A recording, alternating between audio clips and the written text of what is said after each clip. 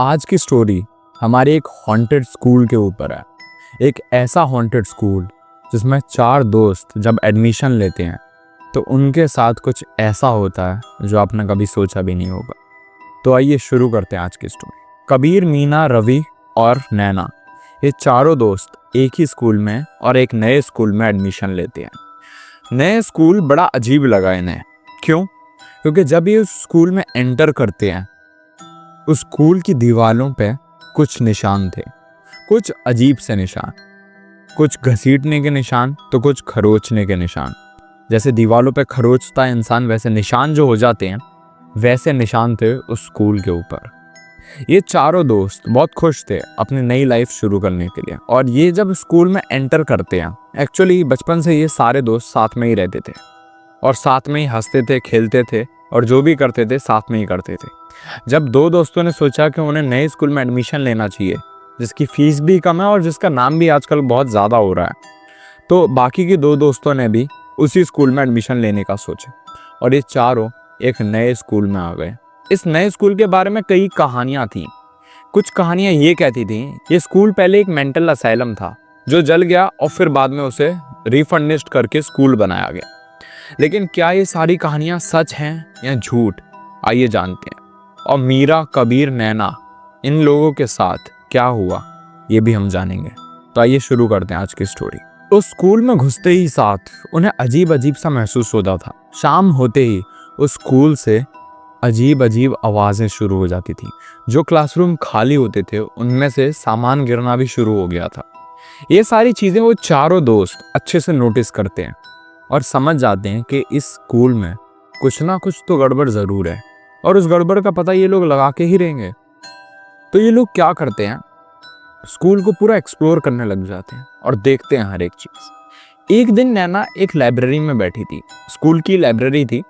उसमें वो देखती है एक कॉर्नर में एक पुरानी डायरी पड़ी है। नैना जाती है और उस डायरी को उठाती है। जब वो उस डायरी को खोलती है तो उसमें लिखा होता है कि वो आएगा और वो किसी को भी नहीं छोड़ेगा। कौन आएगा, कौन किसको नहीं छोड़ेगा, ये सब नहीं पता था। नैना थोड़ी कंफ्यूज हो जाती है और वो डायरी को लेके जाती है कबीर के पास और कबीर को दिखाती है। तो कबीर हंसने लग जाता है और कबीर बोलता है कि शायद किसी सीनियर को हमसे मजाक करने का बहुत मूड था और उसने कर लिया। इस चीज़ को इग्नोर करते हैं नैना, ऐसा कुछ भी नहीं है। और नैना को इग्नोर करवाता है उस बात को। नैना इग्नोर कर देती है, लेकिन अगले दिन जब वो डायरी को वापस उठाती है तो उसमें लिखा होता है, तुम्हें क्या ये मजाक लगता है? ये सच है और अब तुम भी यहाँ से बच के नहीं जा पाओगे।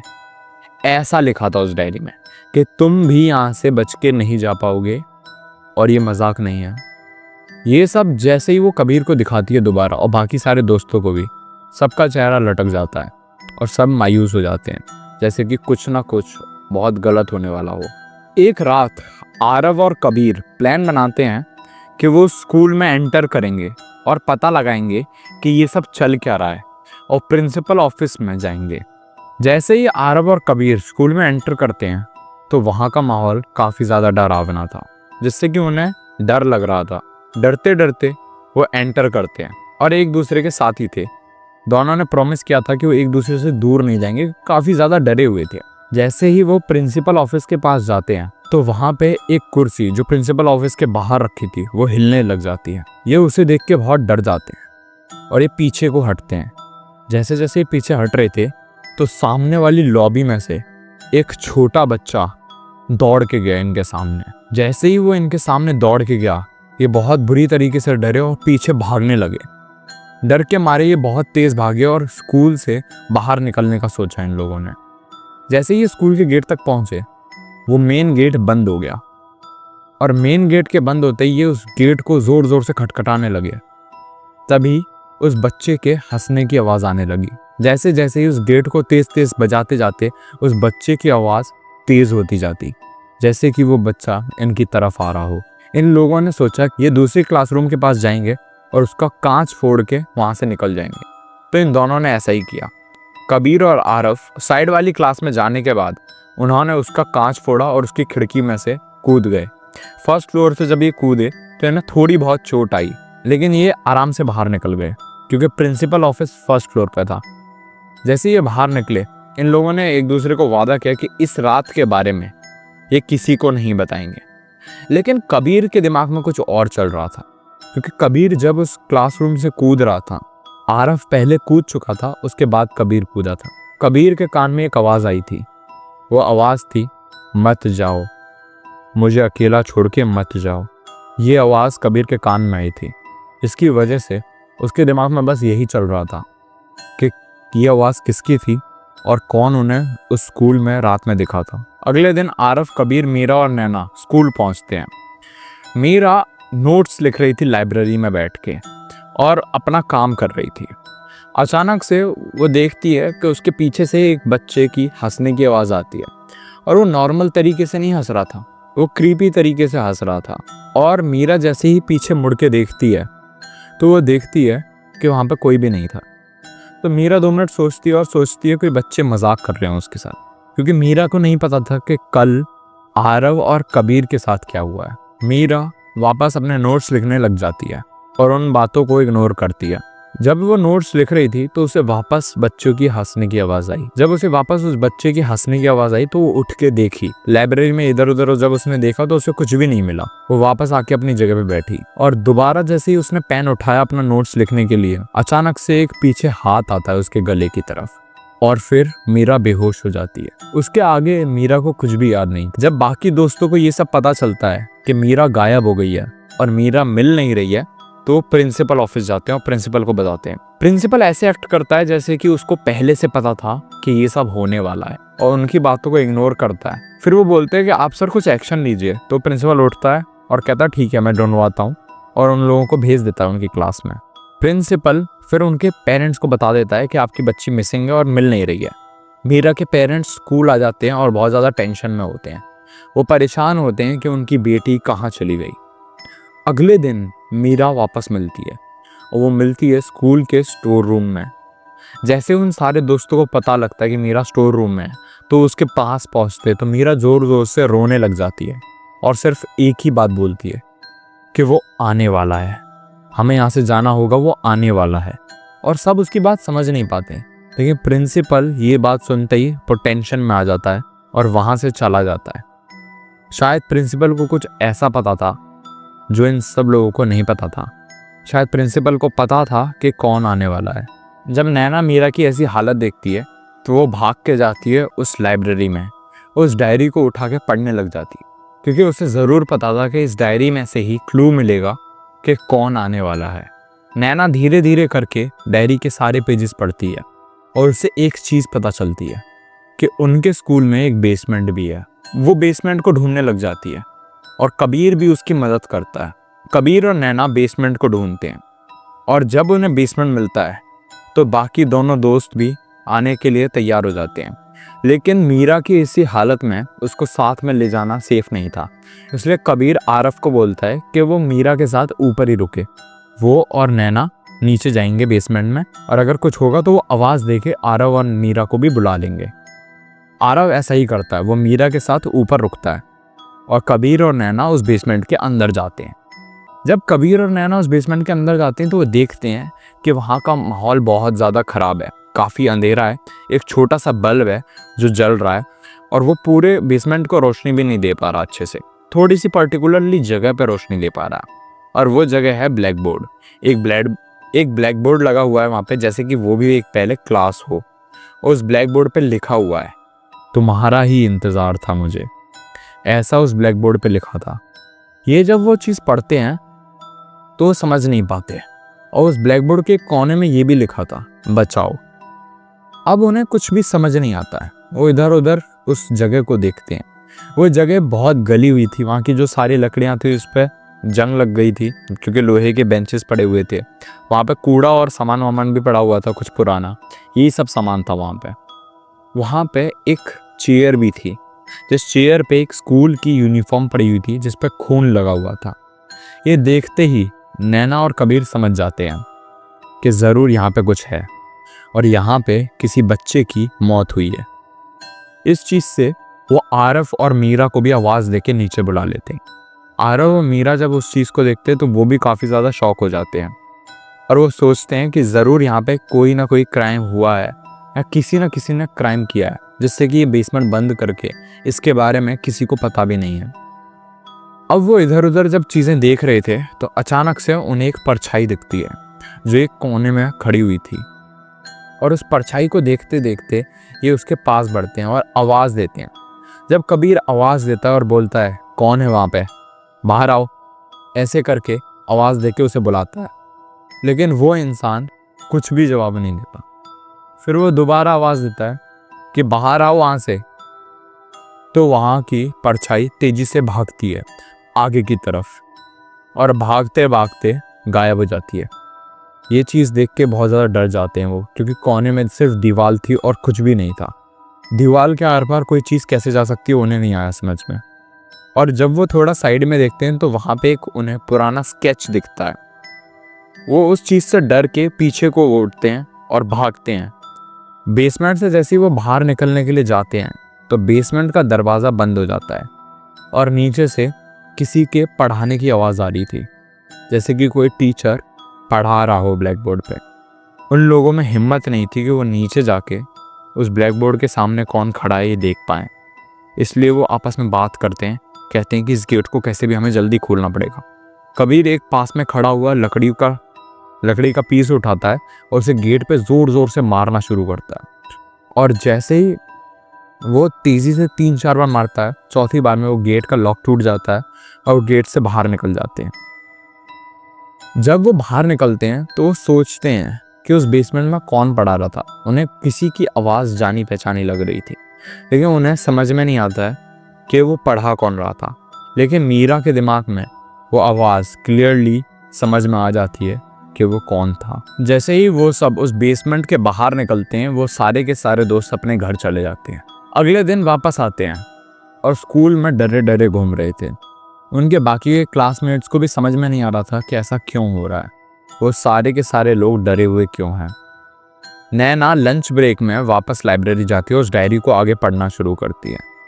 धीरे धीरे नैना को डायरी पूरी पढ़नी थी, क्योंकि वो उसे जानना था कि कैसे वो लड़का मरा और वो लड़का है कौन और वो हमसे क्या चाहता है। ये सारे जवाब उसे डायरी से ही मिल सकते थे।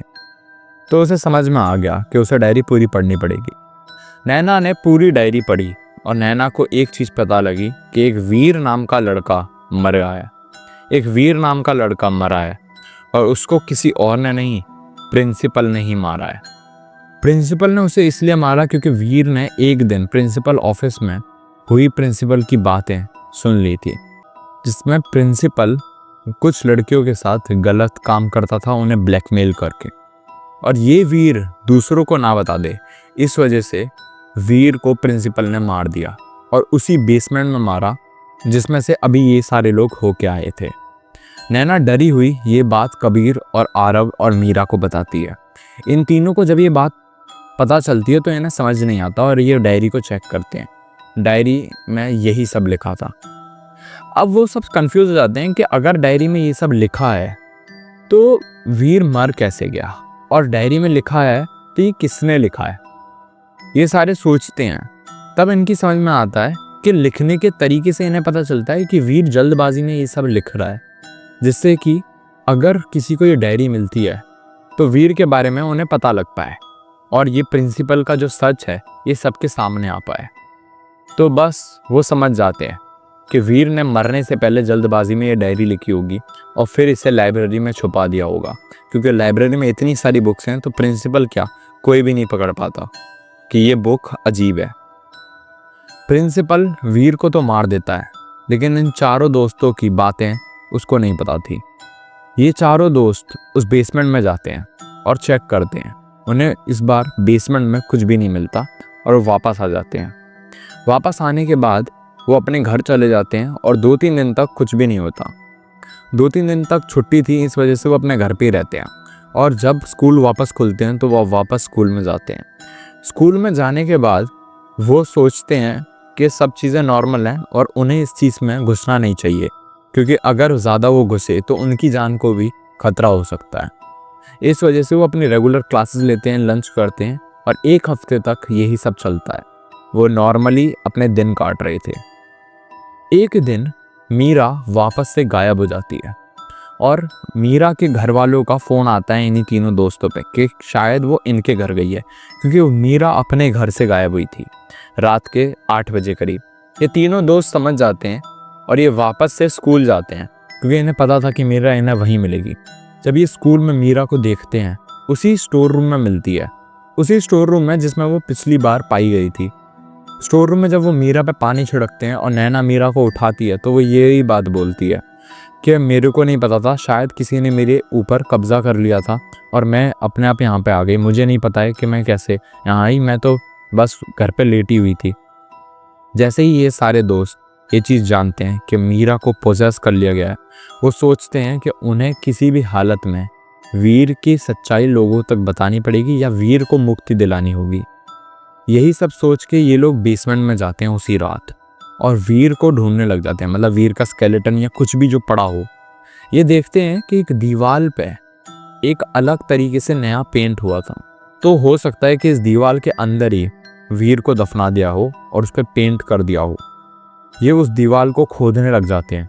वहाँ पे जो भी सामान पड़ा था, लोहे की रॉड, लकड़ी वगैरह जिससे खोद सकते थे, ये उस दीवार को खोदते हैं और वहाँ पे इन्हें वो स्केलेटन मिलता है। जैसे ही वो स्केलेटन में आग लगाने के लिए पेट्रोल लेने जाता है, कबीर उस स्केलेटन में आग लगाने के लिए अपनी स्कूटी से बाहर जाके जब पेट्रोल ला रहा था, तो रास्ते में उसे वापस वही बच्चा दिखता है और वो बहुत बुरी तरीके से हंस रहा था इन पे। उसने वही जला हुआ सा वो लड़का था और उसने वही शर्ट पहनी हुई थी जो उन्हें पिछली बार उस स्टूल पे मिली थी। वो समझ नहीं पाता और वो डर के पीछे हटता है 2 कदम। तो लड़का बोलता है, इतना आसान नहीं है, इतना आसान नहीं है, ये सब खत्म नहीं होने वाला। ऐसे करके उसे डरा देता है। वीर 2 कदम और पीछे होता है और फिर भाग के दूसरे रास्ते से स्कूल के अंदर जा रहा था, लेकिन वो लड़का दूसरे रास्ते पे भी वीर को दिख जाता है। अब वीर जोर से चिल्लाता है, जिसकी आवाज़ आरव तक आ जाती है और आरव बाहर आके देखता है तो वही छोटा बच्चा वीर को गले से पकड़ के हवा में उठा के रखता है। वीर वहाँ से पेट्रोल की बोतल उठाता है और भाग के जाता है। उसी स्केलेटन पे वो पेट्रोल मारता है और उसे जला देता है। जैसे ही वो स्केलेटन जल जाता है, अचानक से वो लड़का गायब हो जाता है और कबीर ज़मीन पे बेहोश पड़ा था। ये तीनों लोग कबीर तक भाग के आते हैं और भाग के आके कबीर को जगाते हैं, लेकिन कबीर उठता नहीं है। इन सबको लगता है कि वो मर गया है, लेकिन वापस से उस पर जब पानी मारते हैं तो कबीर जग जाता है और कबीर बहुत तेज़ तेज़ खांसता है। उसके बाद क्या होता है कि वापस बेसमेंट में जाते हैं और देखते हैं कि बेसमेंट में उसकी जो हड्डियां हैं वो पूरी तरीके से जली हैं या नहीं, क्योंकि इन्हें डर था कि कहीं वीर वापस ना आ जाए और वापस मीरा को पोजेस ना कर ले। इस वजह से वो वापस जब बेसमेंट में आते हैं तो वो देखते हैं कि वहाँ पे आसपास एक कोने में एक पुराना फ़ोन पड़ा हुआ था। ये सोचते हैं कि शायद यही फ़ोन वीर का होगा। जब ये फ़ोन को वापस रिस्टोर करवाते हैं, मतलब उस रात तो ये उस फ़ोन को लेके वापस आ जाते हैं, लेकिन जब वो फ़ोन एक दुकान पे देते हैं उसे सही करवाने के लिए, कि वो फ़ोन टूट गया था, तो वो रिस्टोर में वहाँ पे उन्हें एक वीडियो मिलती है जिसमें प्रिंसिपल उसे मार रहा था किसी बैट से और उसका सर फट गया था और फिर प्रिंसिपल उसे जला देता है।